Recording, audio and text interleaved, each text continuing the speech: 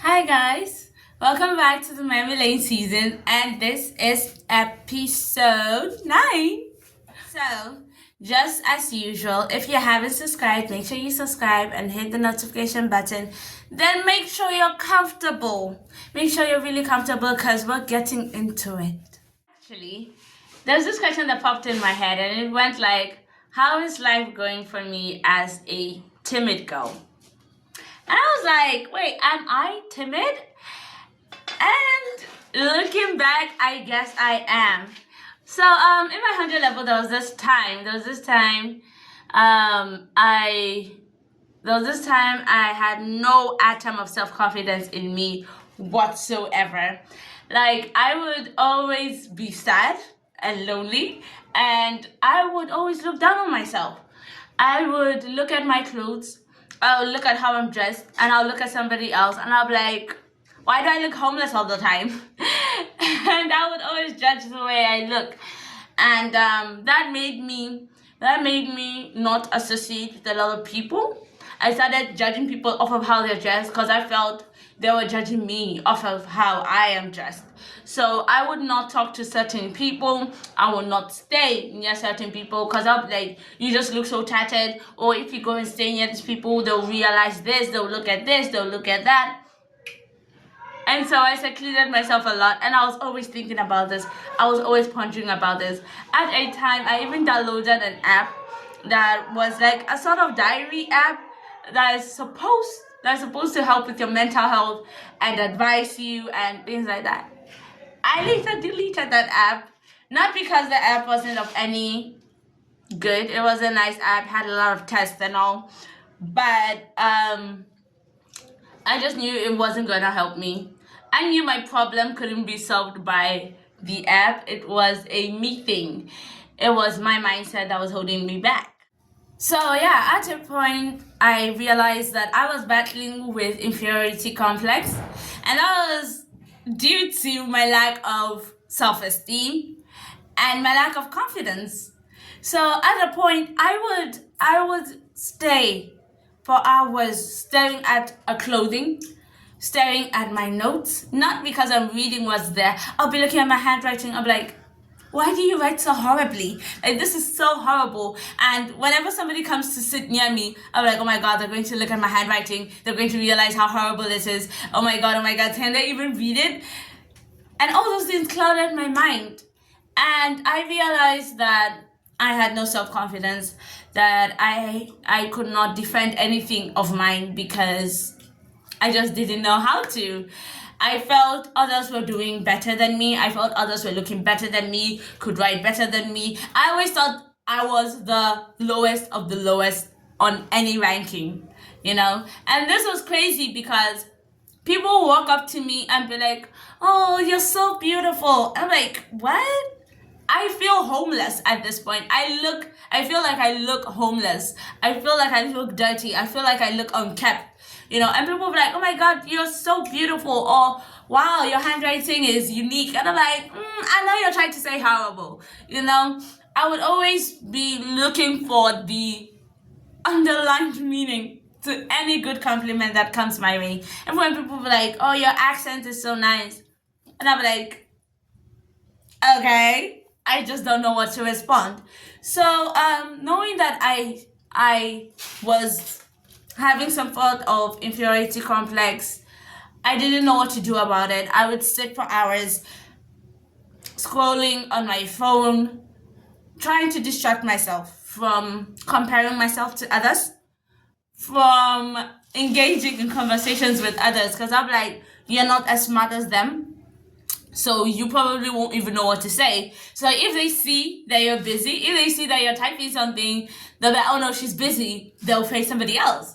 So that was my mindset for a very long time. And this kept like a lot of opportunities from me.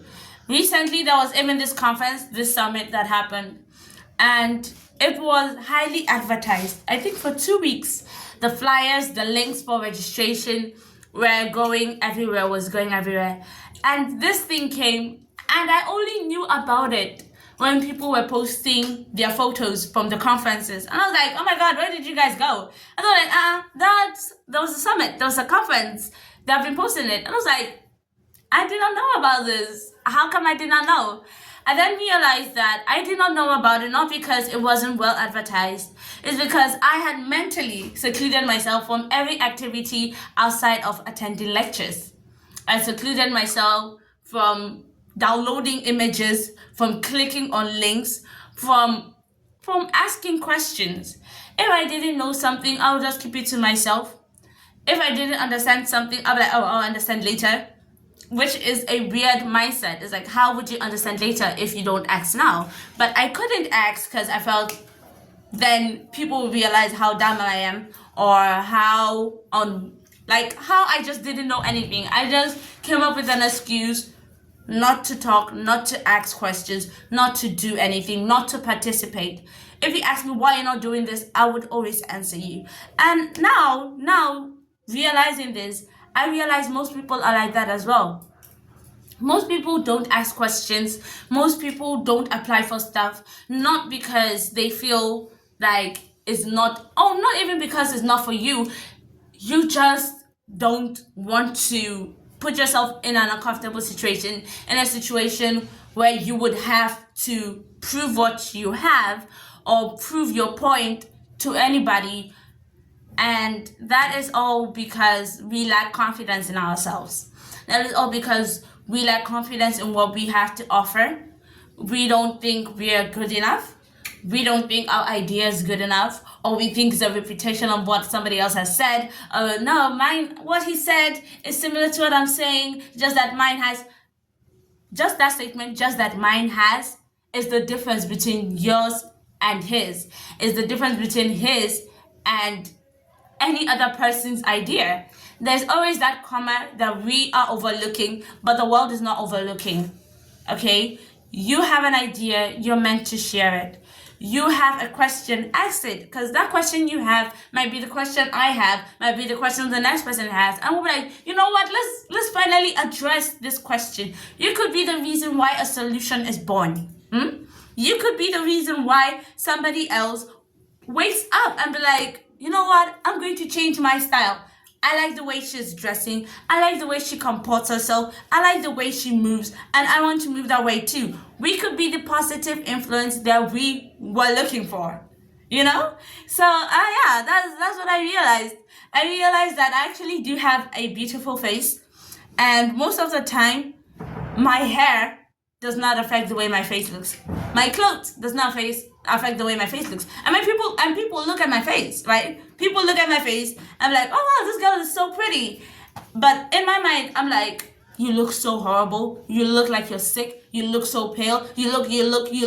And it clouded my mind in so many things. I don't want to go anywhere. I don't want to stay around people for too long before they realize.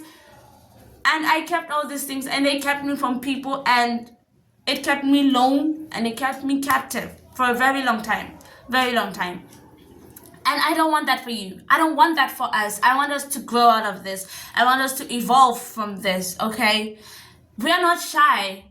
We are timid. And we are not meant to be timid. That's the point. We're not meant to be timid. We're meant to be bold. Bold in our attitudes. Bold in the things we say. Bold in the way we dress. The way we want to be addressed. Because honestly, all these little things that we're like keeping ourselves from, they are building a perception of who we are in people. And they'll be like, oh no, she does not talk too much.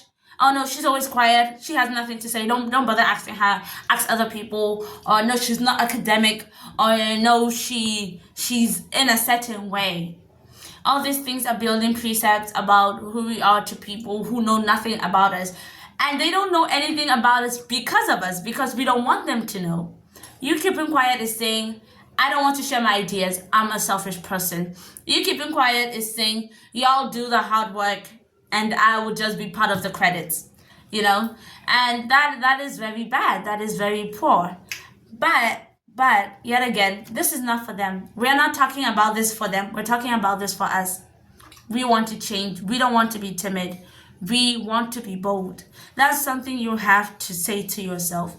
I want to be bold. I want to say something. I want to say something. Even if a conversation comes up on a topic you know nothing about, tell yourself, I want to know about this. Google it. Search it. They're talking about an incident that happened yesterday. Ask somebody what happened yesterday. They'll say, oh no, there's something. I'm like, oh, okay. Now you know about it. Now you can talk about it. Now you can tweet about it. Okay?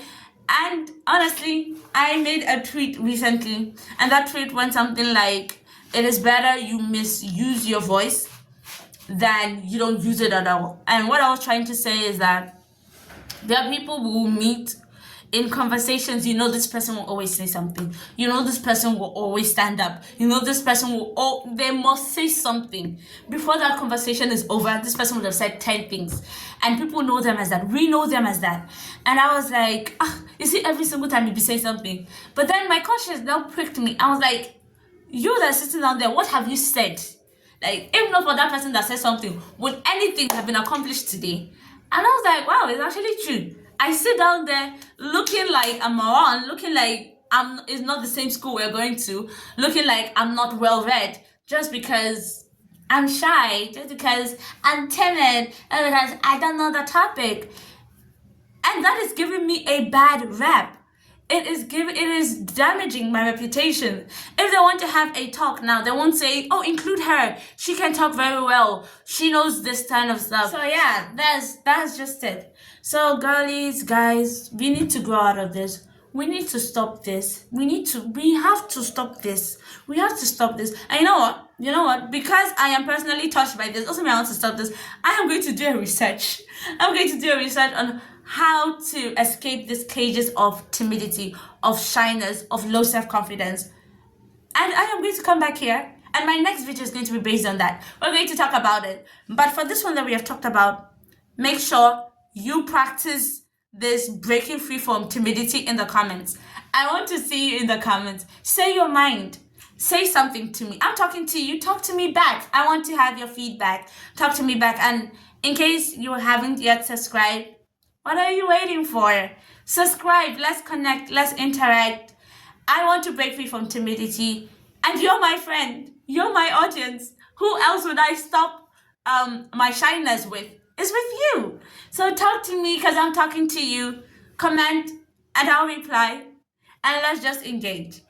So yeah, my next video, make sure you don't miss it, because I'm going to make a research for us, for our growth on this confidence and timidity stuff, and we are going to break free from it. We're going to grow from it. So that is all for now.